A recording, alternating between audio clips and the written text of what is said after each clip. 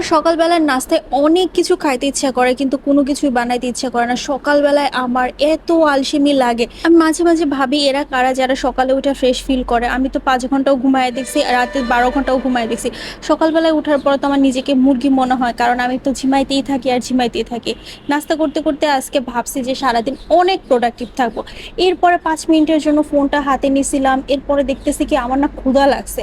আমি চিন্তা করলাম মাত্রই তো নাস্তা করলাম, ক্ষুধা কেন লাগলো। তারপরে যখন একটু ঘড়ির দিকে তাকাইছি, তাকায়া দেখি যে 2টা বাজে।